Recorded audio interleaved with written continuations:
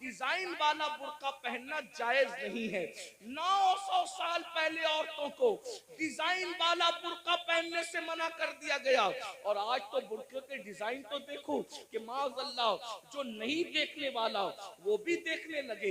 ये कैफियत है, ये हालात हैं। इसलिए मैं अपनी बहनों से कहूंगा, देखो ये दुनिया है बहनों, ये दुनिया है। एक जुमले के लिए अपनी आखिरत बर्बाद मत करो। यही एक जुमला ना कि सहेलियों में बंद समर के जाऊंगी तो सहेलियां कहेगी तू कितनी अच्छी लग रही है, बस एक जुमला। इस एक जुमले पे अपनी आखिरत खराब कर रही हो, इस एक जुमले को सुनने के लिए अपनी आखिरत बर्बाद कर रही हो। मेरी बहनों कौन क्या कहेगा? सहेलियां इतना कहेगी, रिश्तेदार की औरतें इतना कहेगी तू कितनी अच्छी लग रही है, और बढ़कर एक लंबी गाली भी दे देगी कि तू तो बिल्कुल हीरोइन की तरह लग रही है। मैं समझता हूँ कि हमको कोई हीरो या हीरोइन कहे, इससे बड़ी कोई गाली मुझे नहीं लगती। क्यों? इसलिए वो क्या था तो कुरान कहता है इक़रा बिस्मि रब्बिकल लज़ी खलक खलकल इंसाना मिन अलक।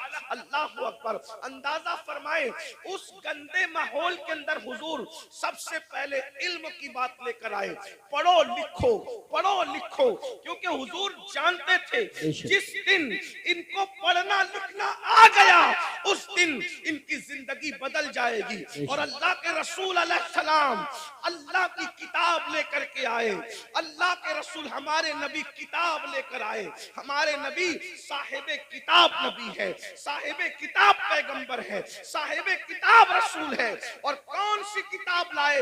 उसे कुरान कहा जाता है। कुरान को कुरान इसलिए कहा जाता है कि कोई किताब इतनी नहीं पढ़ी गई जितना कुरान पढ़ा गया है, और जितना कुरान पढ़ा जाएगा इतनी कोई किताब पढ़ी नहीं जा सकती। ये चैलेंज है, ये कुरान का मौजज़ा है कि दोस्त तो पढ़ेंगे, इसको दुश्मन भी पढ़ते नजर आएंगे। ये कुरान है। हुजूर कुरान लेकर के आए। अब बताओ हुजूर ने किस कौम को पढ़ाया? नमाज का उन्वान अपनी जगह, इनकार नहीं। रोजे का उन्वान अपनी जगह, इनकार नहीं। हज का उन्वान अपनी जगह, इनकार नहीं। ज़कात का उन्वान अपनी जगह, इनकार नहीं। हुजूर ने पहले पढ़ाया, अरब के जाहिलों को पढ़ाया, अरब के बोरिया नशीनों को पढ़ाया, अरब के बकरियों के ले जाने वाले जंगलों में बद्दुओं को पढ़ाया। और जब पढ़ाया तो इनकलाब क्या आया? देखो इल्म का इनकलाब कितनी जल्दी आता है। याद रखना हर इनकलाब को आने में टाइम लगता है। इल्म का इनकलाब कितनी जल्दी आता है।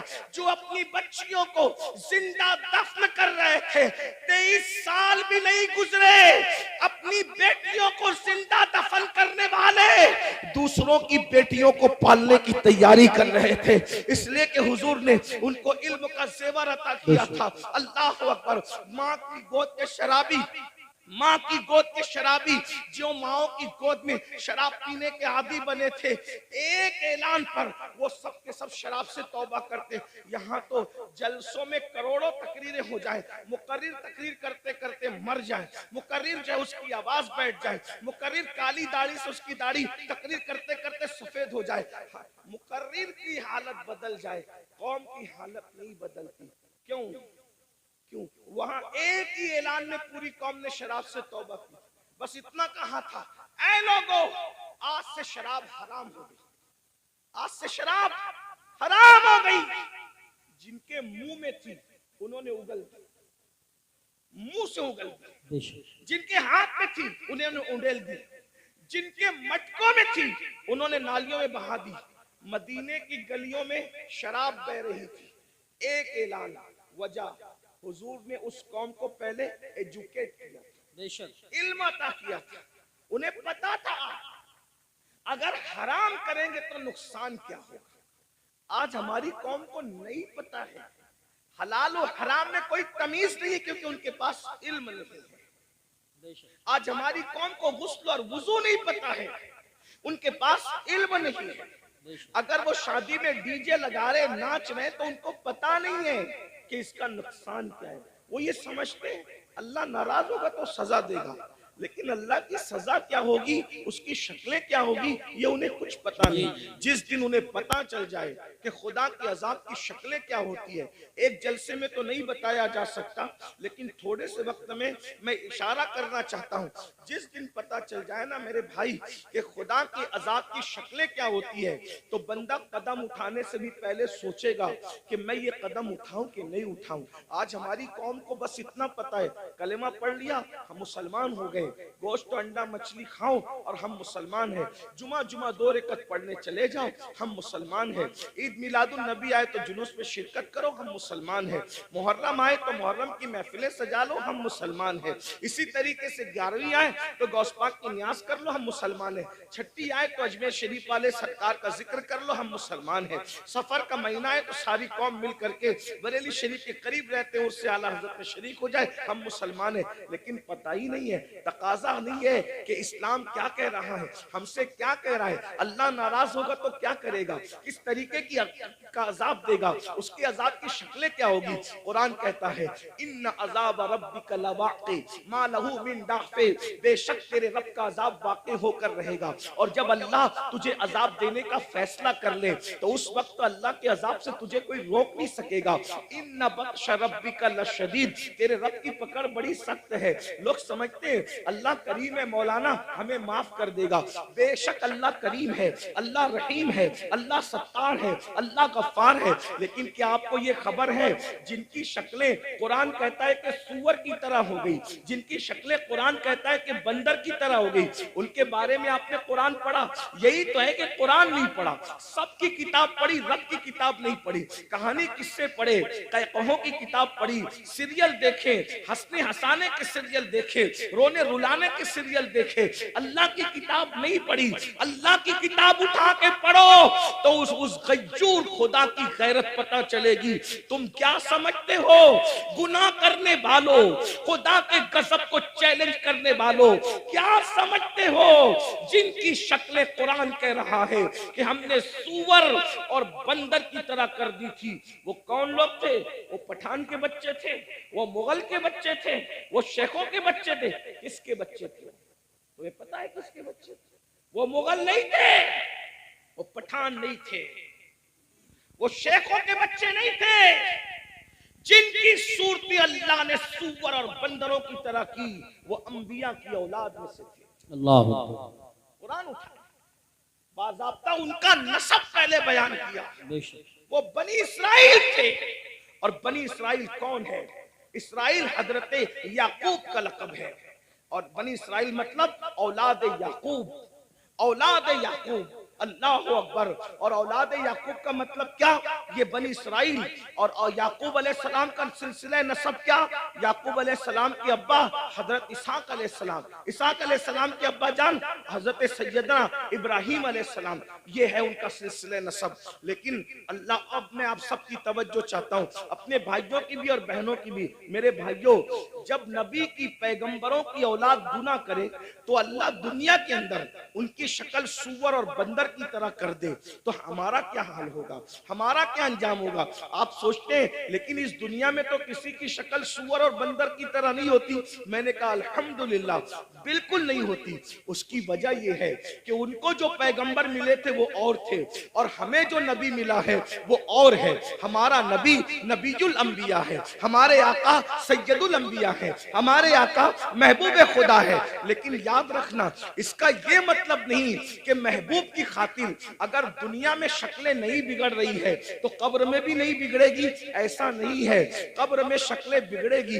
अल्लाह के रसूल अलैहिस्सलाम ने फरमाया, हमने शबे मेराज, आका फरमाते हमने शबे मेराज जब जहन्नम का मुशाहिदा किया तो हमने देखा कि कुछ लोगों की शक्ल कुत्ते की तरह है, कुछ लोगों की शक्ल खिंजीर की तरह है, कुछ लोगों की शक्ल बंदर की तरह है।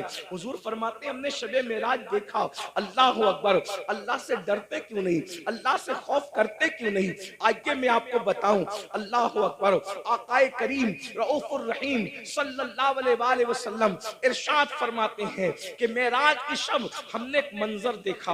आका फरमाते जन्नत की सैर की आका ने और जहन्नम का मुशाहिदा किया। देखो ये बातें हमें नहीं पता पता है। जिस दिन पता चल जाएगी उस दिन हमें एहसास होगा और हमें यकीन है हमारी कौम को जब कोई बात पता चलती है तो वो उस पर अमल करते हैं, क्योंकि इस पर कुरान की नस मौजूद है।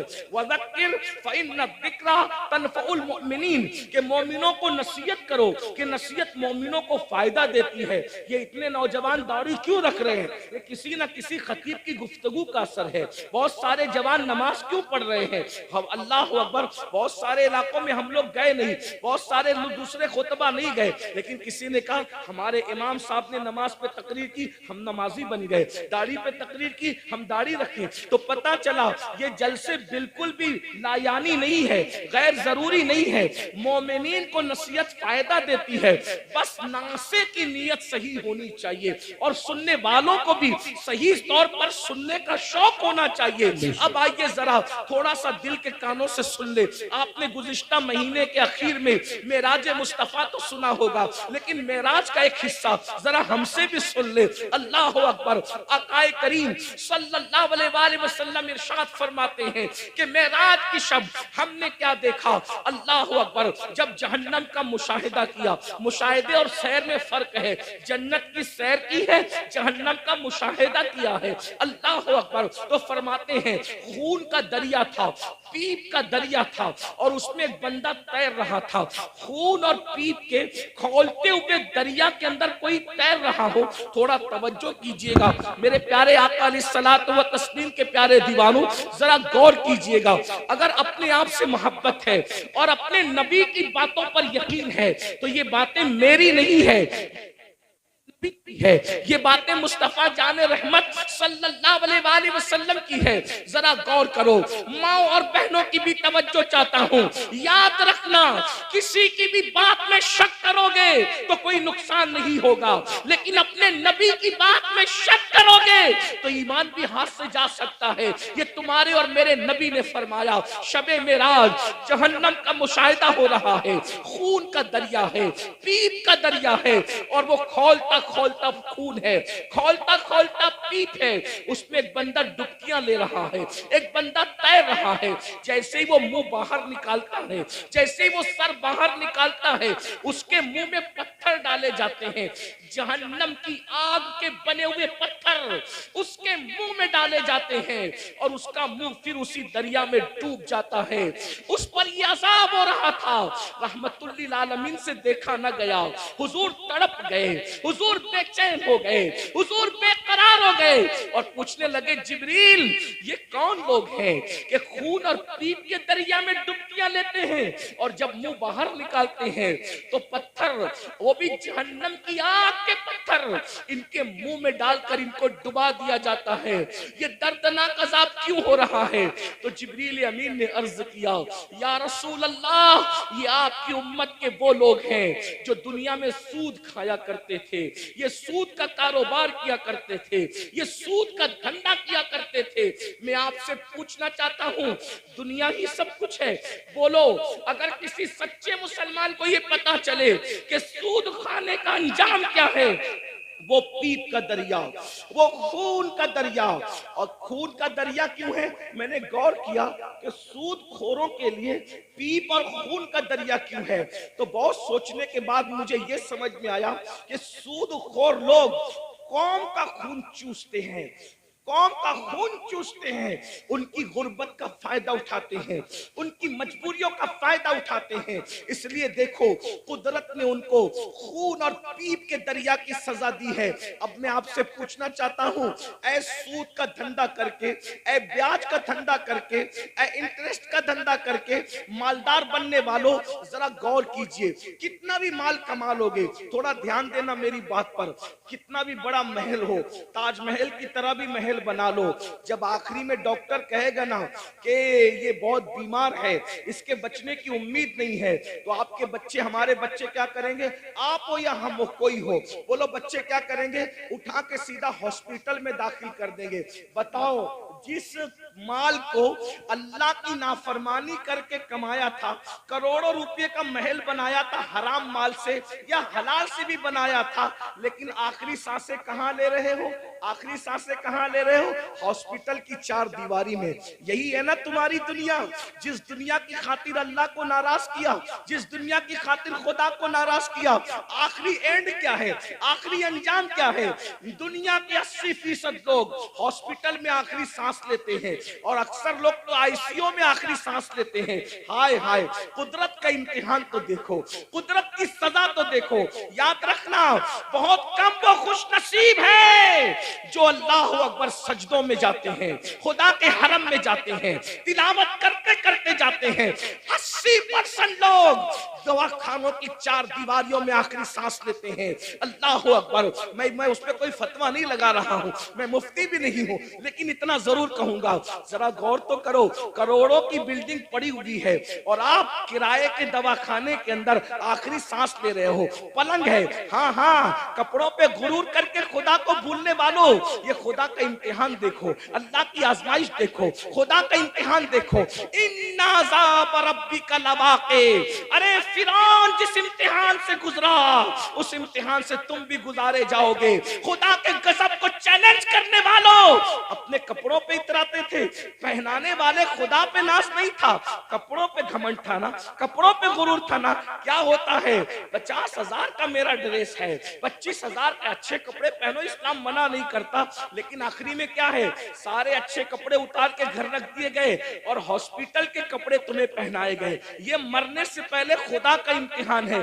किस दुनिया से मुंह लगा रहे हो? किस दुनिया से दिल लगा रहे हो? किस दुनिया के चक्कर में अल्लाह को भूले हो? किस दुनिया के चक्कर में शरीयत को पीठ के पीछे डाले हो? किस दुनिया के चक्कर में दीन को पीठ के पीछे डाले हो? मुसलमानों, अगर तुम्हें ये इल्म हो जाए कि दुनिया की औकात क्या है, तो तुम कभी दुनिया को मुंह ना लगाओ, दुनिया से दिल ना लगाओ। अल्लाह के रसूल अलैहिस्सलाम ने एक मर्तबा दरिया के अंदर अपनी उंगली डुबोई और दरिया में उंगली डुबो करके बाहर निकाला और बाहर निकाल करके फरमाया, ये मेरी उंगली में जितना पानी आया वो दुनिया है और ये जो सारा पानी है वो आखिरत है। अब बताएं, कतरे को लेकर के समुंदर को छोड़ने वाले नादानों, दरअसल इल्म नहीं है। अगर हमें इल्म होता तो पता चलता, वल आखिरतु खैरुम व अबका, आखिरत बेहतर भी है, आखिरत बाकी रहने वाली भी है, दुनिया बाकी रहने वाली है ही नहीं। और दुनिया तो कहते उसे है जो अदना की भी तस्वीर है, जो अदना से भी गिरी हुई को दुनिया कहते हैं। अदना का मतलब समझते हैं ना? अदना का मतलब छोटा, और दुनिया, दुनिया और उससे भी गिरी हुई, जिसका नाम ही दुनिया हो, हकीर।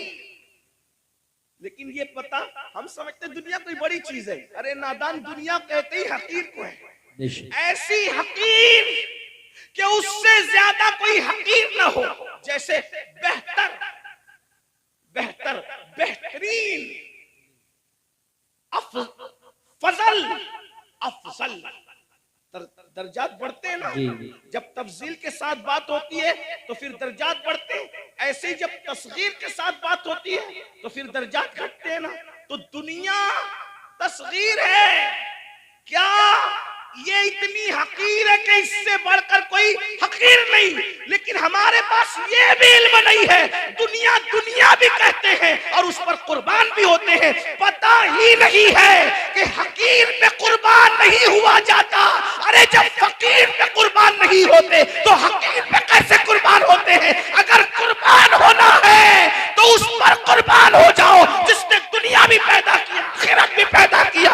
यजीद दुनिया पे कुर्बान हुआ, खत्म कर दिया गया। हुसैन दीन पे कुर्बान हुए, आज हुसैन पाक का जिक्र भी बाकी है, उनकी नस्ल भी बाकी है। नारे तकबीर। दुनिया की खातिर, या रसूल अल्लाह, दुनिया की खातिर, या रसूल अल्लाह, या अली, या अली जिंदाबाद। दुनिया की खातिर माशाअल्लाह, उसने दीन को पीठ के पीछे डाला। उसकी नस्ल भी मिटी, उसकी कब्र भी मिटी, उसका दरबार भी मिटा, उसका नाम भी मिटा। ये तो हम हुसैनियों का एहसान है कि बतौर मुजम्मत उसका नाम ले लेते हैं तो कहीं कहीं वो याद आ जाता है। अगर हम बतौर मुजम्मत जैसे शैतान का नाम आता है औज़ु बिल्लाहि मिनश शैतानिर रजीम के तौर पे, अल्लाह अकबर, अगर इस तरीके से उस लानती का नाम ना ले तो कभी लोग उसको याद भी नहीं करें। ये तो हुसैनियों का एहसान है कि मुजम्मत के एतबार से कहीं ना कहीं वो याद आता है। ये है दुनिया। अब उसी दुनिया में गर्क हो रहे हो, उसी दुनिया में डूब रहे हो। तो आका इरशाद फरमाते हैं हम और आगे बढ़े। तवज्जो फरमाए, आप तवज्जो तो बहुत अच्छी कर रहे हैं माशाल्लाह, लेकिन मजीद गौर करें। आका फरमाते हैं हम और आगे बढ़े तो हमने क्या देखा, कुछ मर्द और औरतें हैं जिनकी चमड़ियां आग की कैंची से काटी जा रही है। बस मैं बात तवील नहीं करूंगा और खत्म भी कर दूंगा वक्त पे, क्योंकि हम 1 घंटा लेट चल रहे हैं और मुझे दूसरे प्रोग्राम की तरफ, रात के प्रोग्राम की तरफ जाना भी है। लेकिन गौर से सुन ले, मेराज का ये भी हिस्सा है।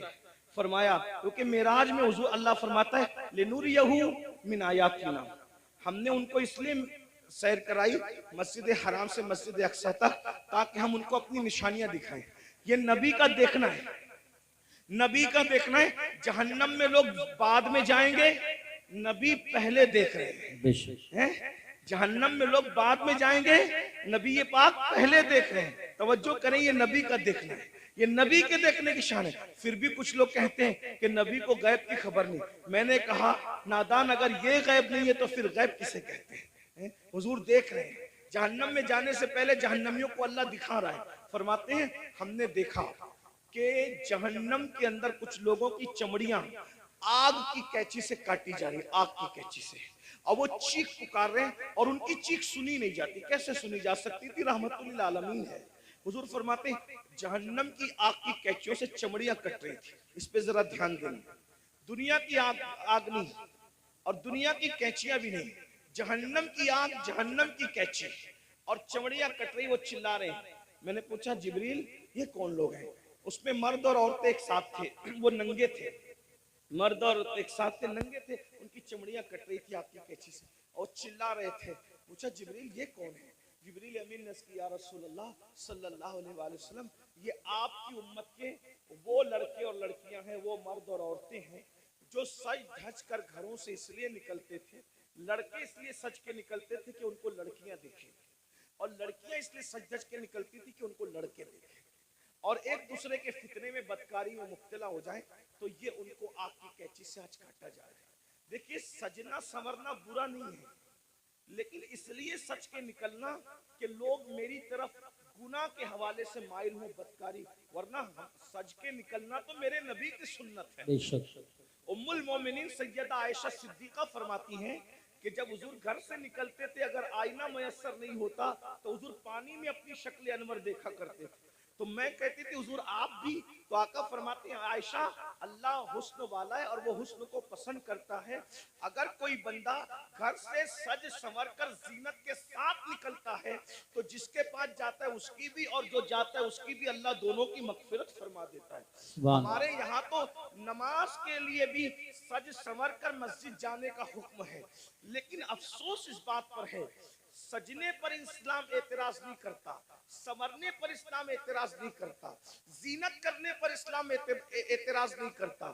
इस्लाम ये कहता है कि अच्छी नीयत के साथ जीनत करो। ये नीयत से जीनत करना, इत्र लगाना, खुशबू लगाना और अपनी शक्लों को संवारना के माज़अल्लाह मर्द इस तरह से करे कि औरतें उनकी तरफ मुतवज्जे हो और बदकारी में मुब्तला हो, और औरतें इसलिए सजे सवरे कि मर्द उनकी तरफ मुतवज्जे होकर बदकारी के अंदर मुब्तला हो जाए। मेरे आका सल्लल्लाहु अलैहि वसल्लम की कनीजों से एक बात कहना चाहता हूँ, संवरना औरतों को जरूर है, लेकिन बाहर निकलने के लिए नहीं, बल्कि अपने शौहर के लिए। यहाँ तक फरमाया गया जो औरत अपने शौहर का दिल खुश करने के लिए बनती और समरती है, अल्लाह तबारक व तआला ऐसी औरत को नफ्ल नमाज पढ़ने से ज्यादा सवाब अता फरमाता है। लेकिन यहाँ बाजार में जाने के लिए नहीं समरना, वलीमे में जाने के लिए नहीं समरना, बाहर निकलने के लिए नहीं समरना। औरत को अगर समरना है तो शौहर के लिए समरना है। और एक बात भी अपनी बहनों से कह दूं, अल्लाह के रसूल अलैहिस्सलाम ने तो यहाँ तक फरमाया जो औरत इत्र और खुशबू लगाकर अपने घर से निकलती है कि वो खुशबू मर्दों को अपनी तरफ माइल करती है। ऐसी औरतें क़यामत के दिन ज़ानिया औरतों की हैसियत से उठाई जाएगी। अल्लाह अकबर। ज़िनाकार औरतों की हैसियत से उठाई जाएगी। औरतों को बाहर निकलते वक्त तो खुशबू भी नहीं लगाना चाहिए और बुर्का भी उनको ऐसा पहनना चाहिए कि इतना ढीला ढाला बुर्का हो कि माँ अल्लाह अकबर के पहनने वाली औरत जो है वो उसका जिस्म छोटा है या बड़ा है, उसका जिस्म दुबला है या मोटा है, इस बारे में किसी को अंदाजा ना हो। इतने ढीले और इतने भद्दे कपड़े पहनने चाहिए बुर्के के हवाले से। लिबास अच्छा पहनो लेकिन बुर्के का कपड़ा भद्दा हो, बुर्के का कपड़ा चमकीला ना हो, बुर्के पे डिजाइन ना हो। इमाम गजाली रहमतुल्लाह अलैह ने आज से 900 साल पहले फतवा दिया था कि डिजाइन वाला बुर्का पहनना जायज नहीं है। 900 साल पहले औरतों को डिजाइन वाला बुर्का पहनने से मना कर दिया गया और आज तो बुर्के के डिजाइन तो देखो कि माज़अल्लाह जो नहीं देखने वाला वो भी देखने लगे। ये कैफियत है, ये हालात हैं। इसलिए मैं अपनी बहनों से कहूंगा, देखो ये दुनिया है बहनों, ये दुनिया है। एक जुमले के लिए अपनी आखिरत बर्बाद मत करो। यही एक जुमला ना कि सहेलियों में बंद संवर के जाऊंगी तो सहेलियां कहेगी तू कितनी अच्छी लग रही है। बस एक जुमला, इस एक जुमले पे अपनी आखिरत खराब कर रही हो। इस एक जुमले को सुनने के लिए अपनी आखिरत बर्बाद कर रही हो। मेरी बहनों कौन क्या कहेगा? सहेलियां इतना कहेगी, रिश्तेदार की औरतें इतना कहेगी तू कितनी अच्छी लग रही है और बढ़कर एक लंबी गाली भी दे देगी कि तू तो बिल्कुल हीरोइन की तरह लग रही है। मैं समझता हूँ कि हमको कोई हीरो या हीरोइन कहे इससे बड़ी कोई गाली मुझे नहीं लगती। क्यों? इसलिए कि हीरो हीरोइन कौन है? ये वो लोग हैं जो स्क्रीन के सामने आके ज़िना करते हैं, ये नाचते हैं। तो किसको हमको नचनिया भाई अगर कोई कहे कि तू मौलाना लग रहा है तो मौलाना का मतलब क्या? इल्म वाला। मौलाना का मतलब क्या? शरीफ। मौलाना का मतलब क्या? नमाजी। मौलाना का मतलब क्या? मुत्तकी, परहेजगार। अब अगर कोई कहे कि तू तो हीरो लग रहा है, कि तू हीरोइन लग रही है, तो आप मुझे बताएं कि वो लोग क्या क्या करते हैं। मैं किसी से नफरत नहीं करने की बात कर रहा हूँ, मैं कोई नफरत की बीज नहीं बोलने आया हूँ, लेकिन एक बात कहता हूँ, स्क्रीन पर आकर के जिना करते हैं कि नहीं करते? फाहिशा औरतों से भी ज्यादा गंदे ये लोग हैं कि फाहिशा औरतें तो छुप करके घरों में जिना करवाती हैं, लेकिन ये तो स्क्रीन पर आकर के जिना करते हैं, कैमरे के सामने आके जिना करते हैं, बदकारियां करते हैं। और तुम खुश होते हो कि मुझे तो ये कहा जा रहा है फिल्मी अदाकारा से तशबीह दी जा रही, मैं कितनी अच्छी लग रही हूँ। मेरी बहन ये गाली। और सुन लो, एक ऐसा गंदा जुमला सुनने के लिए तुम अपने नबी को नाराज कर रहे हो, तुम अपने खुदा को नाराज कर रहे हो। अल्लाह अकबर। इसलिए मेरी गुजारिश है, ये दुनिया हमेशा नहीं रहने वाली, ये दुनिया ने हमेशा नहीं रहना, दुनिया ने खत्म होना है। बल्कि दुनिया जब खत्म होगी हमारी जिंदगी तो दुनिया खत्म होने से पहले ही खत्म हो जाएगी। और बुजुर्गों ने फरमाया कयामत जब आएगी जरूर आएगी, लेकिन उसकी कयामत तो उसी दिन आ गई। कब आ गई उसकी कयामत? जिस दिन हमारी रूह का रिश्ता हमारे जिस्म से टूट गया, जिस दिन हमारा इंतकाल हो गया, उसी दिन हमारी कयामत आ गई। अब हम आखिरत की तैयारी नहीं कर सकते। मैं अपनी बहनों से पूछना चाहता हूँ और आपसे भी कहना चाहता हूँ, कभी तसव्वुर किया, अपनी कब्र का तसव्वुर किया? एक दिन हम कब्र में जाएंगे, जरूर जाएंगे, कब्र के अंदर दाखिल होंगे, जरूर दाखिल होंगे। सोचो तो सही, वहां का अंधेरा सोचो। जाना तो है, उसका कोई इनकार कर सकता है? नहीं कर सकता। जाना तो है, कब्र में अंधेरा है, करवट बदलने के लिए भी जगह नहीं है। वहां कीड़े हैं, वहां मकोड़े हैं, वहां सांप है, वहां बिच्छू है। कोई बचाने वाला नहीं, कोई मदद करने वाला नहीं, कोई मददगार नहीं। जरा मेरे भाइयों गौर करो, मेरी बहनों गौर करो, वो वक्त कैसा होगा? थोड़ी देर के लिए, एक लम्हे के लिए तसव्वुर करो, वो वक्त कैसा होगा जब इन गोरे गोरे खूबसूरत नरम नाजुक गालों को कब्र के कीड़े खा रहे होंगे। कब्र के कीड़े जब इनको खा रहे होंगे, उस वक्त कैफियत क्या होगी? हाँ, ये आंखें जिस पर गुरूर और तकब्बुर और घमंड करते हो, इन आंखों को कब्र के कीड़े पी चुके होंगे, इसके आंसू पी चुके होंगे, इसके दीदे पी चुके होंगे। और अल्लाह अकबर, ये जिस्म, ये नर्म और नाजुक जिस्म जिस पे बड़ा घमंड है इंसान को, इसकी चमड़ी, इसका गोश्त, हड्डियां सब कब्र के कीड़े चट कर जाएंगे। उस वक्त तो हमारा क्या बनेगा। इसलिए मेरे भाइयों, मेरी बहनों, अल्लाह से डरो, इन सब चीजों की मालूमात हासिल करो कि अल्लाह का अजाब क्या है, अल्लाह के अजाब की शक्लें क्या है। और आज मैं तो ये कहता हूँ, कब्र में जो अजाब होगा वो तो होगा, कब्र में जो सजा मिलेगी वो तो मिलेगी, जहन्नम में जो मिलेगी वो तो मिलेगी, लेकिन दुनिया में सजा अल्लाह दे रहा है। आज दुनिया के 90% लोग जो है बेचैन है, बेकरार है, मुस्तरिब है, वो लोगों को सुकून नहीं है। सब कहते हैं हजरत सुकून नहीं है, कोई कहता है अल्लाह हजरत सब कुछ है सुकून नहीं है, कोई कहता है बेटी को रिश्ता नहीं है, कोई कहता है औलाद नहीं है। जिसको औलाद है फर्मा बरदार नहीं है, फर्मा बरदार है उनको नौकरियां नहीं है, घर में रोजी रोटी का मसला है। हर मुसलमान नहीं बल्कि हर इंसान किसी न किसी मसले में उलझा हुआ है। ये मसले क्या है? ये मसले नहीं है, ये मसले जो है अल्लाह के अजाब की एक शक्ल है। अल्लाह ने बतौर अजाब मुसल्लत किया है। बेटी को रिश्ता नहीं आता, ये अल्लाह के अजाब में से एक अजाब हो सकता है। याद रखना, रोजी के लिए दर दर भटक रहे हो, खुदा के अजाब में से एक अजाब हो सकता है। सोते हो नींद नहीं आती, नींद की गोलियां लेकर भी सोते हो फिर भी नींद नहीं आती, अल्लाह के अजाब में से एक अजाब की शक्ल हो सकती है। औलाद नाफरमान है, माँ बाप को गालियां दे रहे हैं, माँ बाप को घर से निकाल रहे हैं, माँ बाप को जलील कर रहे हैं, माँ बाप को रुस्वा कर रहे हैं। ये सब क्या है? अल्लाह के अजाब में से एक अजाब है। इसलिए अल्लाह की नाफरमानी करोगे तो यही होगा। बहरहाल आखिरी बात के तौर पे अर्ज कर रहा हूँ, फिर आका इरशाद फरमाते हैं हम लोग और आगे बढ़े। जब जहन्नम का मुशाहिदा किया तो हमने देखा कि कुछ ऐसे लोग हैं जिनके होंठ होंठ आग की कैंची से काटे जा रहे हैं, आग की कैंची से होंठ काटे जा रहे हैं। मैंने पूछा जिब्रील ये कौन लोग हैं? तो जिब्रील अलैहिस्सलाम ने अर्ज़ की या रसूल अल्लाह, ये आपकी उम्मत के वो उलमा हैं, वो मुकर्रिर लोग हैं जो कौम में फितना फैलाने की बात करते थे, कौम में ऐसी बात करते थे कि कौम में फितना फैले। आज इनके होंठ काटे जा रहे हैं। और एक हदीस में ये भी आया है कि ये वो मुकर्रिर लोग हैं, ये वो उलमा लोग हैं जो लोगों को तो नेक काम का हुक्म देते थे मगर खुद नहीं करते थे। कुरान कहता है लिमा तक़ूलूना मा ला तफ़अलून, वो क्यों कहते हो जिस पर खुद अमल नहीं करते। अब यहाँ ये बात ध्यान से सुन ले, गौर से सुन ले। आखिरी बात के तौर पे किन मुकर्रिरों के होंठ काटे जा रहे हैं आग की कैंची से? जो लोग उम्मत में ऐसी बात करते थे लड़ाने की, उम्मत को डिवाइड करने की, उम्मत में फितना पैदा करने की। आज देख लीजिए बहुत सारे मुकर्रिर ऐसे दुनिया में मिलेंगे आपको जो उम्मत में आते हैं बांटने की बात करते हैं, तकसीम करने की बात करते हैं। उम्मत के जो मुत्तफक अलैह मसाइल हैं उससे हट करके नई बातें छेड़ते हैं। मिसाल के तौर पे 1857 से पहले पूरी उम्मत जो है वो हिंदुस्तान के अंदर पूरी कौम जो है इस बात पर मुत्तफिक थी कि अल्लाह ने अपने नबी को गैब का इल्म अता फरमाया, लेकिन नई बात लाई गई और कौम को लड़ाया गया। और ये बात कही गई कि नबी को तो दीवार के पीछे की खबर नहीं है। एक नई बात करके कौम को लड़ाया गया, उम्मत में इंतशार पैदा किया गया। इसी तरह 1857 से पहले इस मुल्क हिंदुस्तान में पूरी कौम का अकीदा था कि नबी जिंदा है, नबी हमारी जानों से ज्यादा करीब है, बल्कि कस्में उठाकर मुसलमान कहता था तू जिंदा है वल्लाह, तू जिंदा है वल्लाह, मेरी चश्मे आलम से छुप जाने वाले।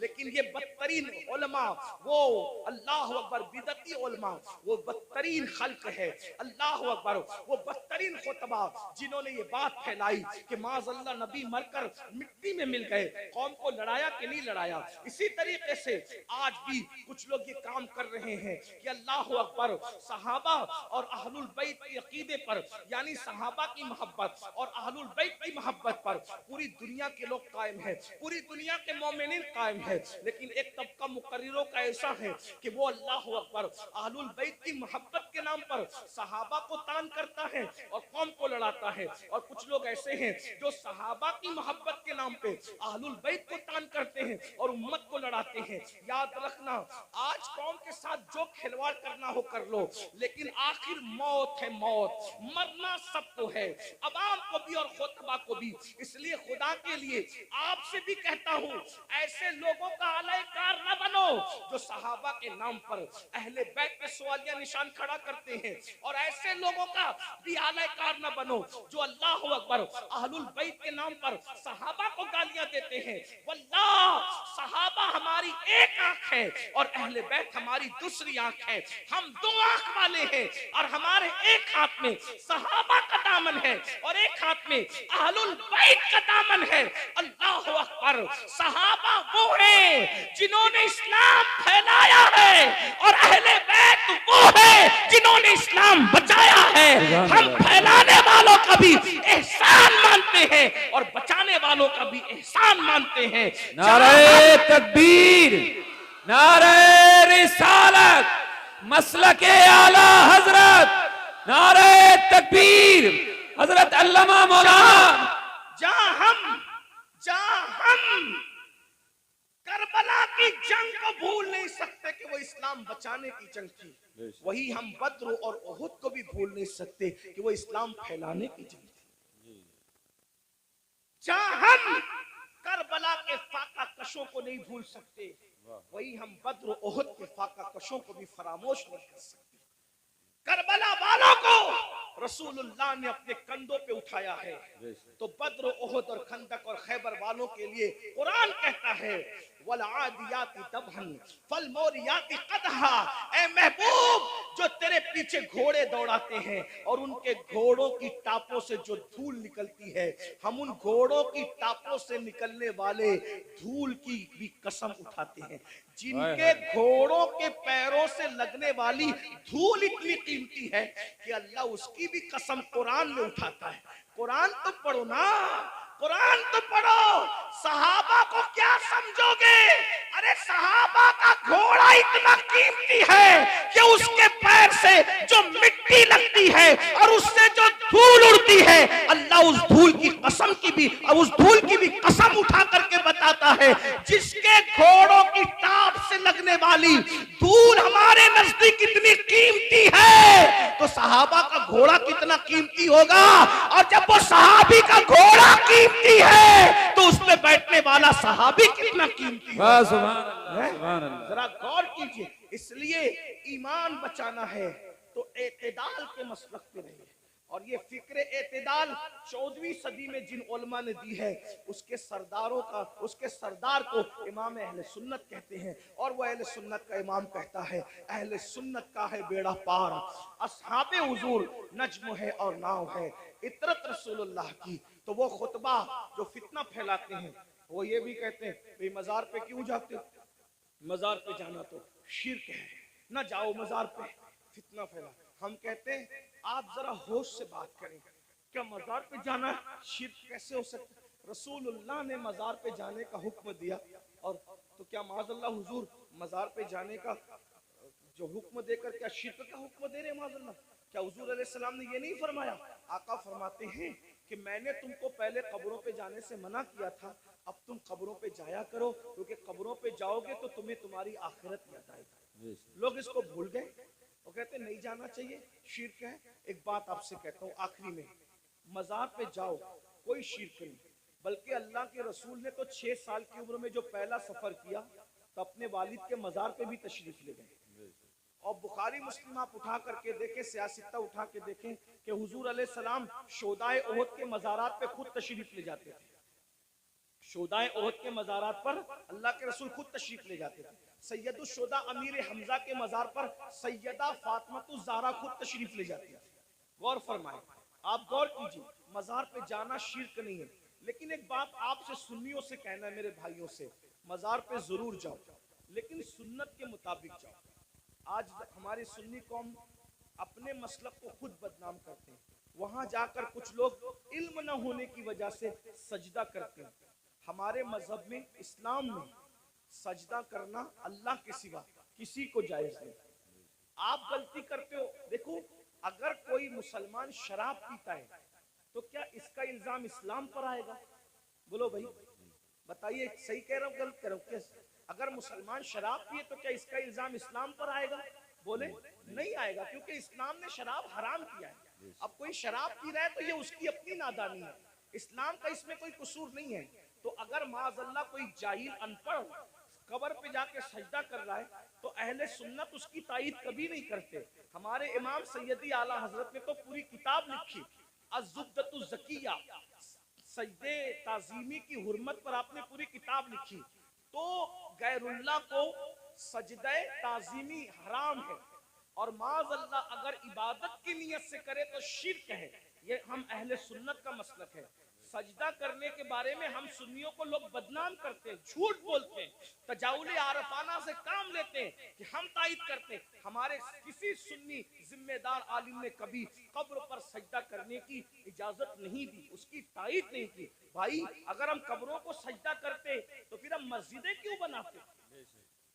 हम इतनी मेहनत करके चंदे करके मस्जिदें क्यों बनाते? भाई जो कब्रों को सजदा करेगा उसकी मस्जिद कैसे होगी? हमारी मस्जिदें हैं और आज भी इतनी गुंडागर्दी लोगों ने की हमारे साथ, आज भी पूरे मुल्क हिंदुस्तान में नहीं बल्कि पूरी दुनिया में सबसे ज्यादा अगर किसी की मस्जिदें हैं तो वो सिर्फ और सिर्फ हम अहले सुन्नत व जमात की मस्जिद। बेशक इतनी मस्जिदों पर कब्जा किया, नाजायज कब्जा किया, छीना, फिर भी सबसे ज्यादा मस्जिदें हमारी है। अल्हम्दुलिल्लाह दिल्ली की जामा मस्जिद के बानी से लेकर मुरादाबाद की जामा मस्जिद के बानी तक तारीख उठा करके देख लो, सब के सब आपको अहले सुन्नत मिलेंगे, कोई अहले बिदअत आपको नहीं मिलेगा। अल्हम्दुलिल्लाह रब्बिल आलमीन।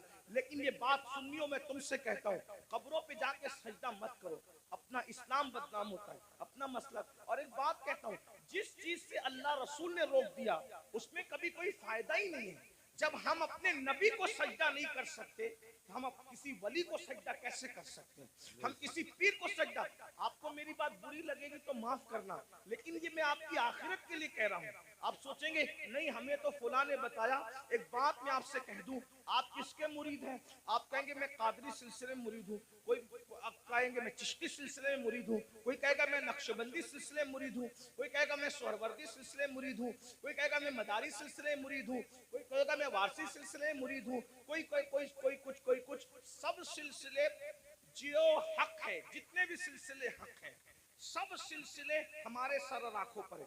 लेकिन ये उलमा की मौजूदगी में एक बात मैं आपसे कहूं जिम्मेदारी के साथ, याद रखिए किसी भी सिलसिले से मुरीद होना उस वक्त तक काम नहीं आएगा जब तक कि तुम पहले शरीयत के मुरीद ना बनो। बेशक पहले शरीयत के मुरीद बनो, फिर कादरी होना काम आएगा। जी जी। पहले शरीयत के मुरीद बनो, फिर चिश्ती होना काम आएगा। पहले शरीयत के मुरीद बनो, फिर नक्शबंदी होना काम आएगा। पहले शरीयत के मुरीद बनो, फिर सोहरवर्दी होना काम आएगा। अगर शरीयत के मुरीद नहीं बने तो ना गौसे पाक बना देंगे, ना गरीब नवाज बना देंगे, ना शायर नक्शबंद बना देंगे, ना शायर सोहरवर्द बना देंगे। लटकते रह जाओगे, बर्बाद हो जाओगे, क्योंकि ये सारे बुजुर्गों ने शरीयत के लिए ही इतनी बड़ी बड़ी कुर्बानियां दी। अगर गौसे पाक गीलान छोड़कर बगदाद आए तो सिर्फ तहफ्फुज़े शरीयत के लिए आए। ये गरीब नवाज अपना वतन छोड़कर, बल्कि मदीने मुनव्वरा के मुदर्रिस थे गरीब नवाज, 3 साल मस्जिद नबी में हदीस का दर्स दिया। अगर ये सब कुछ छोड़ करके हिंदुस्तान आए शरीयत के तहफ्फुज़ के लिए, इस्लाम की खातिर आए, वरना और क्या लालच थी उनको? क्या कोई तख्त पे बैठना था, कोई ताज हासिल करना था, किसी की कुटिया पे हमला करना था, किसी की जमीन पे कब्जा? कुछ भी नहीं, एक ही मकसद था, भटके हुए आहू को फिर सूए हरम ले चले। दीन के लिए आए थे। इसलिए अल्लाह को अपनी मर्जी से राजी मत करो, अल्लाह को अल्लाह के बनाए हुए कानून से राजी करो। अल्लाह को अल्लाह की मर्जी से राजी करो। तो ये कब्रों पे सजदा करना हराम है अगर सजदा ताज़ीमी है तो, और अगर सजदा इबादत है तब तो मुशरिक हो गए, ईमान ही न रहा। इसी तरीके से कब्रों पे जाओ तो बुजुर्गों के तरीक पर जाओ, हाथ बांधकर बावुजू जाओ, और कम से कम 2 हाथ दूर खड़े रहो, और बुजुर्गों की वलियों की कब्रों की ऐसी ताजीम करो जैसा उनकी जायरी हयात में मिल जाते, जैसे ताजीम करते वैसे ताजीम करो। बताओ क्या अगर गौस पाक गरीब नवाज और बुजुर्गान दिन हमें मिल जाते तो हम उनके ऊपर ऐसे लटकते, ऐसे लटकते, उनके ऊपर ऐसे गिरते पड़ते जैसे कब्रों पे गिरते पड़ते? अकीदत अपनी जगह, बल्कि आपको कहता हूँ रसूलुल्लाह की मज़ार अनवर को देखा तो सैयदी आला हज़रत पुकार उठते, पेशे नजर वो नौबहार, पेशे नजर वो नौबहार, मगर सजदे को दिल है बेकरार। आशिक थे ना, आशिक थे ना, यार का जलवा देखा तो कहने लगे सजदे को दिल है बेकरार, मगर आशिक होकर भी अदब का दामन हाथ से न छूटे, शरीयत का दामन हाथ से न छूटे। फौरन कहते हैं मगर क्या करूं, रोकिए, सर को रोकिए। हाँ यही इम्तिहान, क्या बात है, ये इम्तिहान है हमारा। इसलिए अब एक बात कह दूं, कड़वी लगे तो माफ करना, जिनको सजदा करना हराम है वहां जाके सजदे करते हो, और जिसको सजदा करने का हुक्म है उसको सजदा नहीं करते। देख ले हमारी कौम का हाल देख, जो 700 मर्तबा पूरे कुरान में कहे कि मुझे सजदा करो, उसको सजदा नहीं कर रहे हो। और जिसको सजदा करना हराम है वहां जाके नादानी देखो, इल्म नहीं है ना, ये जिहालत, अनपढ़ पढ़, ये इल्म ना होना सारी गंदगी की जड़ है। इसलिए इल्म हासिल करो, अपने बच्चों को भी इल्म के करीब लाओ, इतना इल्म अपने बच्चों को दे दो। मैं नौजवानों से कहता हूँ, जितना इल्म हासिल करना इल्म दीन हर मुसलमान पे फर्ज है, इतना इल्म सीखिए, इतना इल्म सीखिए, आप पे फर्ज है जितना नमाज का, रोजे का, हज का, ज़कात का, निकाह का, तलाक का, ये सब इल्म सीखिए। और साथ ही साथ दुनियावी एजुकेशन तय कीजिए कि कम से कम हमारा हर बच्चा बच्ची ग्रेजुएट होना चाहिए, इससे कम हमें नहीं पढ़ाना है। चाहे उसके लिए हमें नौकरी करना पड़े, 8 घंटे की बजाय 12 घंटे मेहनत करना पड़े, इल्म की तरफ पेशरफ्त करो। और ये सिर्फ जलसों की हद तक नहीं, अहद करके उठो कि मुझे, हमारे महरेरा के मशाइख ने ऐलान किया, आधी रोटी खाएंगे, बच्चों को पढ़ाएंगे। अगर आधी रोटी खाना पड़े तो खाओ, अपने बच्चों को पढ़ाओ। अगर ईद पे कपड़े नहीं बनते तो न बने, लेकिन बच्चों की फीस हमें जरूर भरना है। अच्छे से अच्छे स्कूल में उनका दाखिला कराना है, अच्छे से अच्छे स्कूल में उनको जो है वो एडमिशन उनका करवाना है और उनको आला तालीम दिलाना है। अगर हिंदुस्तान का मुसलमान सिर्फ एक दहाई 10 साल एजुकेशन पे मेहनत कर ले, एक 10 साल, मुल्क के हालात बदले। एक शख्स कह रहा था कि हम अपनी कौम के हाथ में तलवार देंगे। मैंने कहा तुम जो चाहे करो, हम तुम्हें कुछ नहीं कहते, लेकिन हम अपनी कौम के हाथ में तलवार नहीं देंगे। हम मुसलमान अपनी कौम के हाथ में तलवार नहीं देंगे, हम अपनी कौम के हाथ में कलम देंगे, कलम। जिसको तलवार देना है वो दे, तुम जानो, तुम्हारा काम जानो। लेकिन मुसलमानों से हम हर जलसे में अपील करते हैं कि हम अपने बच्चों के हाथ में तलवार क्या, हम तो गुलेल भी देना नहीं चाहते आज की तारीख में, हम कलम देना चाहते हैं। याद रखना, तलवारें उठती है तो गर्दनें कटती है, और जब कलम उठता है तो गुर्बत कटती है। जब कलम उठता है कमजोरियां कटती है, कलम उठता है दुश्मन ज़ेर होते हैं, कलम उठता है इनकलाब आता है। मेरे नबी कलम और किताब लेकर के आए थे, इसलिए कोई बच्चा अनपढ़ न रहने पाए। जो कुछ हुआ, और जो बच्चे 10वीं 12वीं पढ़ के ड्रॉप आउट हो गए, हट गए, उनसे मैं कहता हूँ आज घर बैठ करके बहुत सारे कोर्सेज किए जा सकते हैं। इसलिए मोबाइल में गेम खेलकर वक्त जाय करने की बजाय, इधर उधर बैठकर इसके ओटे पर उसके नुक्कड़ पे बैठकर वक्त जाय करने की बजाय, बच्चियों से भी कहता हूँ, अगर 10वीं 12वीं पढ़ करके छोड़ दिया है तो बहुत सारे ऐसे आज कोर्सेस हैं कि घर पे बैठे बैठे आप तालीम हासिल कर सकते हो। लॉकडाउन के अंदर मैं भी जो है वो 11वीं पढ़ के मैंने छोड़ दिया।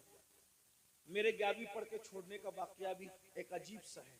असल में सुन्नी दावत इस्लामी के माहौल में था। मैं 11वीं में जब जूनियर कॉलेज में मेरा एडमिशन हुआ, माँ बाप की तमन्ना थी कि इसको टीचर बनाएंगे, तो खास तौर पे अम्मी की तमन्ना थी इसको टीचर बनाएंगे। मैं जैसे ही कॉलेज, जूनियर कॉलेज में मैंने कदम रखा तो देखा कि लड़के और लड़कियां साथ पढ़ते हैं और बेपर्दा हैं, और 11वीं में पहुंचने के बाद सब बालिग हो गए। तो इतना शऊर नहीं था मुझे, लेकिन इतना तो था कि लड़कियों के साथ नहीं बैठा जा सकता बेपर्दा। तो मैंने टीचर से कहा, क्लास टीचर से, अब्दुल अजीज सर हमारे थे, मैंने कहा कि लड़कियों के साथ तो बैठना नाजायज है। वो हंसने लगे, बोले हैरत है, इस दौर में ऐसी बात कोई करता है, तू पागल तो नहीं हुआ। मैंने 1 महीने तक के ये बात करता रहा। आखिर हमारे प्रिंसिपल ने कहा ऐसी बात नहीं। मैंने कहा या तो डिवाइड कर दें या तो फिर हम चले, और मैंने जो है वो फिर उसके बाद छोड़ दिया। और मेरे सर मेरे घर तक आए, इत्तेफाक से वो मेरे अब्बा के भी क्लास टीचर रह चुके थे, और मेरे भी एक ही स्कूल में, हमारे अब्बा ने भी पढ़ा, हमने भी पढ़ा।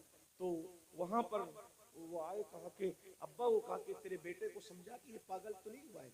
मैंने कहा कुछ भी हो, मैंने नहीं पढ़ना, शरीयत ने मना किया। हालांकि आप ऐसा नहीं करना, उलमा से आप पूछना, उलमा आपको बताएंगे हालात के तहत मामलात होते हैं। लेकिन उस वक्त माहौल ऐसा था हमारा, सुन्नी दावत इस्लामी का माहौल, तकवे का, परहेजगारी का। अब तो हम मुत्तकी नहीं है, वो परहेजगारियाँ ही नहीं है, लेकिन बहरहाल तो वो माहौल था, तो हम नहीं गए थे। लेकिन मेरे अजीज साथी, मेरे बड़े भाई की तरह, वो भी एक स्कूल के प्रिंसिपल है और हमारी सुन्नी दावत इस्लामी के रुकने शूरा हैं, कारी रिजवान खान साहब। उसने कहा कि पढ़ ले भाई, वरना ऐसे ही रह जाएगा। मैंने कहा अगर मैं अच्छी नीयत से अल्लाह की शरीयत के लिए छोड़ रहा हूँ तो अल्लाह इसका सिला मुझे देगा। और अल्लाह ने मुझे सिला ये दिया कि आज मैं एक English medium school and junior college का चेयरमैन हूँ अल्हम्दुलिल्लाह। और तकरीबन 50 टीचर्स जो है वो इस वक्त कमोबेश अल्हम्दुलिल्लाह जो है वो हमारे अंडर में काम करते हैं। ये करम है। मुझे ये यकीन है शरीयत का दामन जिसने पकड़ा है तो अल्लाह ने उसको कभी जलील नहीं होने दिया, रुस्वा नहीं। लेकिन बहरहाल फिर मुझे एहसास था कि मैं पढ़ नहीं सका, फिर मेरी पूरी तवज्जो दीनी तालीम की तरफ हो गई। वैसे मैं 7th और 8th से मैं जो है वो आलिम कोर्स की तरफ चला गया था, लेकिन मैंने सोचा कि पूरी तवज्जो 11वीं के बाद इसी पे मरकूज कर दी जाए, उसी तरफ मैंने तवज्जो रखी। लेकिन फिर मुझे एहसास था कि मैंने दुनियावी तालीम को भी आगे बढ़ा, तो लॉकडाउन का फायदा उठाते हुए फिर मैंने एमए के अंदर एडमिशन लिया अभी। हाँ अल्हम्दुलिल्लाह। हाँ, और उसके पहले एग्जाम में शिरकत का प्रोग्राम था और उसकी तारीख और हज की तारीख सेम हो गई तो नहीं दे सका, लेकिन बहरहाल मैंने उस तरफ पेशरफ्त की और इंशाल्लाह। तो आपसे भी मैं कहता हूँ, मैं ये आपको ही कह के जा रहा हूँ नहीं, मैं आपसे मैंने खुद भी इस पर अमल किया है अल्हम्दुलिल्लाह, और मैं इंशाल्लाह ताला उसकी कोशिश करूँगा कि 1 साल में उसकी तकमील करूँ जो रह गया है। बहरहाल इतनी लॉकडाउन में तो फ्री थे तो जो होना था वो जो करना था वो कर लिया, लेकिन अब दौरों की मसरूफियत नहीं, लेकिन अल्लाह ने आपको वक्त दिया, फुर्सत का वक्त दिया है। आप जो पार्ट टाइम कोर्सेस है वो करें, बल्कि जो नौजवान दुनिया नहीं पढ़े हैं वो घर बैठे कोर्सेस का फायदा उठा के दुनिया पढ़ लें, और जो जवान दुनिया पढ़ चुके हैं, डॉक्टर है, इंजीनियर है, टीचर है, उनको चाहिए कि आलिम कोर्सेस भी अब जो है यानी कि ऑनलाइन पढ़ाए जा रहे हैं।